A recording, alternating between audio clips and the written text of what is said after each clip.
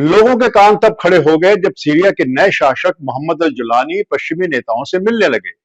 कहां तो ये लग रहा था कि इजराइल की सीमाओं पर एक और आतंकवाद का उदय हो गया है, पर यहां तो जुलानी इजराइल के अतिक्रमण पर ना तो कुछ बोल रहे थे, बल्कि बढ़ बढ़कर पश्चिमी देशों के आगे दुम हिला रहे थे।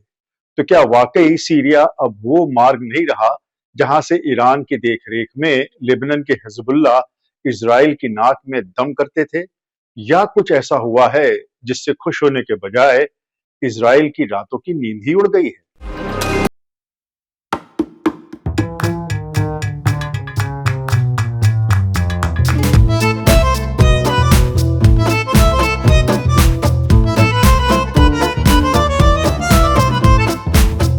हेड्स के इस नए हिंदी के शो में आपका स्वागत है। मैं हूं आपका होस्ट आशीष शुक्ला। जब सीरिया में बशर अल असद की सरकार गिरी तो माना यह जा रहा था कि यह तुर्की की कारस्तानी है। तुर्की सालों से सीरिया में पनपे कुर्दिश आतंकवादी संगठन एसडीएफ से परेशान रहता था। एसडीएफ के आतंकवादी हमले तुर्की की सीमा पर लगातार होते रहते थे। तुर्की चाहकर भी एसडीएफ की समस्या से पार नहीं पा रहा था, क्योंकि एसडीएफ को अमेरिका का संरक्षण प्राप्त है। सीरिया का सारा तेल उसके उत्तरी भाग में होता है और वो एसडीएफ के नियंत्रण में है। एसडीएफ सीरिया की कृषि की आय भी कंट्रोल करता है। तेल और कृषि के आय के बगैर सीरिया भिखारी हो गया था। ऊपर से अमेरिका के सैंक्शंस ने उनकी कमर ही तोड़ दी थी। ऐसे में भूखी नंगी असद की सरकार को गिराना कोई मुश्किल काम नहीं था। अब हुआ ये कि तुर्की ने एचडीएस नाम के आतंकवादी ग्रुप को पैसे और हथियार देने शुरू किए। एचडीएस के लीडर मोहम्मद अल जुलानी है। तुर्की की सोच ये थी कि एचडीएस के सहारे वो एसडीएफ की समस्या से निपट लेंगे। एसडीएफ गई तो सीरिया तुर्की की गिरफ्त में होगा। सीरिया का तेल उनके कब्जे में होगा, जिसे वो बड़े दाम पर यूरोप में बेच पाएंगे। इससे अमेरिका और तुर्की की सीधी लड़ाई भी बच जाएगी। आखिर दोनों हैं तो नेटो के ही सदस्य। लड़ाई उनके प्यानों के बीच में होगी और इस लड़ाई में एसडीएफ तुर्की के सामने टिक नहीं पाएगा। अमेरिका मदद पूरी करेगा, पर जितना सैन्य बल तुर्की सीरिया में उतार सकेगा, उतनी ताकत अमेरिका सीरिया में नहीं झोंक पाएगा। अमेरिका ज्यादा से ज्यादा हवा में बमों और मिसाइलों की झड़ी लगा सकता है, पर जब तक वो एक बड़ा सैन्य दल सीरिया में नहीं भेजता, तुर्की से निपट पाना उसके लिए मुश्किल होगा। तुर्की की सेना विशाल है। वो एचडीएस को जिस तरह से लैस कर सकती है, अमेरिका एसडीएफ को चाहकर भी उतनी तरह से तैयार नहीं कर सकता। तुर्की के लीडर एर्दोगन का एक और भी सपना है, और वो ये कि वो ऑटोमन एम्पायर को जिंदा करना चाहते हैं, जिसने करीब करीब 500 साल मिडिल ईस्ट में राज्य किया था। खैर, अब वो दिन तो नहीं है जहां आप इतने बड़े क्षेत्र पर कब्जा कर सकें, पर इसका नेतृत्व आपको जरूर मिल सकता है।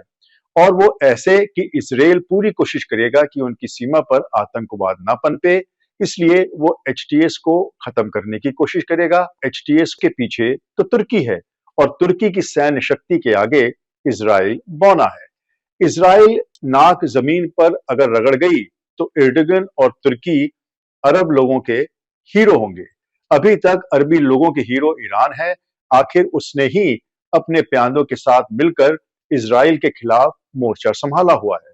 अगर इजराइल एचटीएस से भिड़ा और तुर्की ने उसे मात दे दी, तो ऑटोमन एम्पायर के साथ साथ सुन्नी मुसलमानों की लीडरशिप भी तुर्की के पास आ जाती है। ये सुन्नी लीडरशिप फिलहाल गल्फ के शासकों यानी सऊदी अरेबिया, यूएई, बहरेन, कतार के पास मानी जाती है।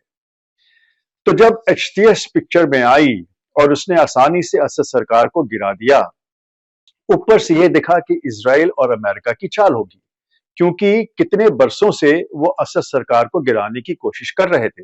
ऐसा लगा कि भले ही तुर्की ने एचटीएस को फंड किया हो, पर हो सकता है कि ये इजराइल, अमेरिका और तुर्की की मिलीजुली चाल हो।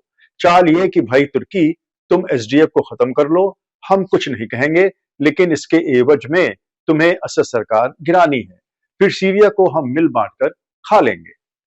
पर फिर हमने देखा कि इजराइल ने सीधे सीरिया पर आक्रमण करने शुरू कर दिए। सीरिया के सारे हथियार और जेट्स इजराइल ने तबाह कर दिए। साथ ही साथ सीरिया के दक्षिण क्षेत्र में एक बड़ा इलाका भी इजराइल ने कब्जा कर लिया। जहां ये सब कुछ हो रहा था, तब जुलानी ने चूं तक नहीं की। उनके देश के हथियार और जमीन पर इजराइल आक्रमण कर रहा था, पर जुलानी ऐसा व्यवहार कर रहे थे जैसे कुछ हुआ ही नहीं। ऐसे में इस धारणा को बल मिला कि एचडीएस अमेरिका, इजराइल और तुर्की की मिलीजुली चाल हो सकती है, और ये आशंका हुई कि सीरिया एक तरह से अब पश्चिमी देशों की गिरफ्त में है। पर फिर तस्वीर साफ होने लगी। ये खुलासा होने लगा कि जुलानी पश्चिमी देशों के लीडरों से मिले जरूर थे, लेकिन उनको एक चेतावनी देने के लिए जुलानी ने पश्चिमी देशों से कहा था कि अगर इजराइल हमारी जमीन पर बैठा रहेगा तो मैं कैसे अपने लोगों को विश्वास दिला पाऊंगा। यहां मैं कोशिश कर रहा हूं कि एचटीएस में हर कोई मेरी बात माने, आतंकवाद से दूर रहे, पर अगर इजराइल सीरिया पर ही काबू करेगा तो मेरे ही लोग मेरे दुश्मन हो जाएंगे। ईरान और हिजबुल्ला एक बार फिर से सीरिया में घुस जाएंगे। औरों की तो बात छोड़िए, मैं खुद ईरान और हिजबुल्ला की मदद लूंगा। जुलानी ने कहा कि इसके अलावा मेरे पास और कोई चारा भी नहीं होगा। और फिर इस बात की भी गारंटी नहीं है कि इजराइल की सीमा पर आतंकवादी आक्रमण नहीं होंगे। मैं गया तो आतंकवाद तो बढ़ेगा ही, फिर आतंकवाद से आप निपटते रहिएगा। इजराइल ने यही गलती फिलिस्तीन और लेबनान में की थी। उनके अतिक्रमण के रहते ही ईरान ने अपना प्रभुत्व फिलिस्तीनियों और लेबनान पर जमाया था। ऐसा ही कुछ वो सीरिया में कर रहे हैं।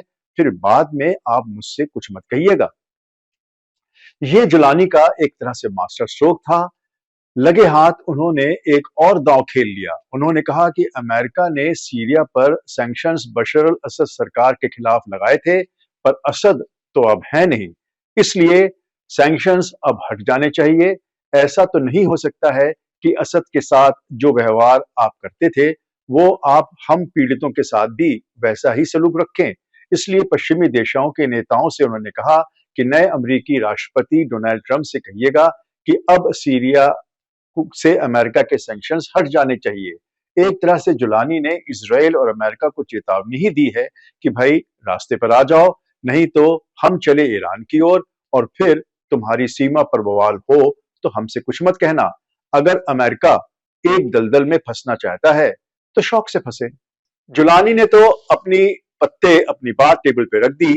अब इस स्थिति में अमेरिका और इजराइल क्या करेगा? इजराइल अगर सीरिया से हटता है तो उनके लीडर बेंजामिन नेतन्याहू की हद हो जाएगी। माना यह जाएगा कि इजराइल ने एक छोटे से एचटीएस ग्रुप के आगे घुटने टेक दिए। ऐसे में नेतन्याहू सरकार को गई ही समझिए। साथ ही साथ मिडिल ईस्ट के और आतंकवादी दलों को भी एक हिम्मत उनकी बढ़ जाएगी। वो सोचेंगे कि जब एचटीएस ने ये कर दिखाया है तो ये सब कुछ हम भी कर सकते हैं। और अगर इजराइल सोचता है कि एचटीएस तुम्हारी तो ऐसी की तैसी, तुम्हें हम अभी ठीक किए देते हैं, तो उनको तुर्की से भिड़ना पड़ेगा। आखिर एचटीएस के पीछे है तो तुर्की ही, और इजराइल कितनी भी बड़ी शक्ति हो, तुर्की से लड़ने की क्षमता उनमें नहीं है। तुर्की की सेना भी बड़ी है और तुर्की के पास इजराइल से ज्यादा मिसाइल, रॉकेट और यहां तक कि न्यूक्लियर बॉम्ब भी हैं। अगर इजराइल सोचता है कि इसमें अमेरिका उन्हें बचा लेगा तो ये मुश्किल दिखता है। अमेरिका इजराइल को छोड़ेगा तो नहीं, क्योंकि अगर इजराइल गया तो मिडिल ईस्ट भी उनके हाथ से निकल जाएगा। पर इजराइल को कैसे बचाया जाए, ये एक समस्या हो जाएगी। यमन के हुती तो अमेरिका से संभले नहीं। इजराइल को इतने हथियार दिए, फिर भी गाजा के हमास अभी भी अपने पैरों पर खड़े हैं। अमेरिका के मिलिट्री बेस तो मिडिल ईस्ट में बहुतेरे हैं, पर सैनिक कम हैं। अगर सैनिक कम हो तो आप जमीन पे कब्जा नहीं कर सकते हैं। आप कितने भी बम गिरा लें, लेकिन वो आपको मजबूती, आपको कंट्रोल नहीं दिला पाएंगे। यही इराक में हुआ था, यही यमन में, और यही लेबनान या गाजा में। लड़ाई जमीन पे लड़ी जाती है, पर अमेरिका इतने सैनिक मिडिल ईस्ट में नहीं भेज सकता है। अगर ऐसा हुआ तो घर में बवाल हो जाएगा। लोग कहेंगे कि भाई मिडिल ईस्ट से हमें क्या खतरा है जो हमारे लोगों को तुम वहां मरने के लिए भेज रहे हो। फिर अमेरिका के होने वाले नए राष्ट्रपति डोनाल्ड ट्रंप भी लड़ाई के ज्यादा पक्ष में नहीं रहते हैं। वो इस लड़ाई में उलझना नहीं चाहेंगे। उनकी प्राथमिकता वैसे भी गैर कानूनी शरणार्थियों को रोकना है, घर के बिगड़े हुए हालातों को ठीक करना है, अपने दुश्मनों से निपटना है। तो बाहर के लड़ाई झगड़े में वो उलझना नहीं चाहेंगे। ऐसे में यह लगता है कि असद सरकार का जाना, एचटीएस का आना, ये तुर्की, ईरान और इसके साथ-साथ उनके बड़े भाइयों रूस और चाइना के लिए एक अच्छी खबर है और अमेरिका, इजराइल और गल्फ के शासकों के लिए एक बुरी खबर। मुश्किल तो यह है कि इजराइल अगर सीरिया से हटे, तो हटे कैसे? और अगर तुर्की से लड़े, तो लड़े कैसे? और अगर अमेरिका इजराइल के लिए खड़ा होता है, तो जीते कैसे? ऐसे में ये माना जाना चाहिए कि इजराइल की शायद अब उल्टी गिनती शुरू हो गई है। कहाँ तो ये लग रहा था कि इजराइल इसको मार रहा है, उसको मार रहा है, हर जगह उत्पात मचा रहा है, पर अब लगता है कि इजराइल एक दलदल में फंसता जा रहा है, जहां से उसका निकल पाना मुश्किल है। लड़ता है तो इतने दुश्मनों से कैसे जीतेगा और अगर संधि करता है तो बाकी के दुश्मनों के मुंह में खून लग जाएगा और इजराइल से वो अपने पुराने बदले निकालेंगे। जहां तक गल्फ के देशों का सवाल है, उनमें इतनी क्षमता ही नहीं है कि वो इस लड़ाई में शामिल हो पाए या तुर्की को संभाल पाए। पीछे ईरान भी खड़ा है, जो जब चाहे उनके ऑयल फील्ड्स में आग लगा सकता है, उनको नष्ट कर सकता है। ऐसे में लगता है कि इतिहास अब एक नया मोड़ लेने वाला है। अमेरिका के रास्ते से हटकर इतिहास अब बहुदेशीय ब्रिक्स और एससीओ की वगैरह की तरफ झुकने लगा है। अमेरिका और इजराइल के मिडिल ईस्ट में उत्पात तो उन्होंने बहुत किए हैं, लेकिन अब उनके लिए मुश्किल होने वाली है। उधर चाइना और रशिया कुछ भी ऐसा रीजन में नहीं चाहते हैं जिससे अमेरिका और इजराइल शक्तिशाली हो, बल्कि वो उनके साथ मिडिल ईस्ट के शासकों के लिए विकास की बात करते हैं, झगड़े की बात नहीं करते हैं जो अमेरिका और इजराइल वाले करते हैं। अगर मिडिल ईस्ट अमेरिका के हाथ से गया तो मान लीजिए कि एक नए सूरज का उदय हो जाएगा। विश्व का केंद्र अगर कोई है तो वो मिडिल ईस्ट ही है।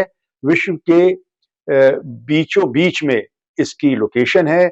यहां से दुनिया का तेल सप्लाई होता है, यहाँ पर खाड़ियों और समुद्र से व्यापार होता है।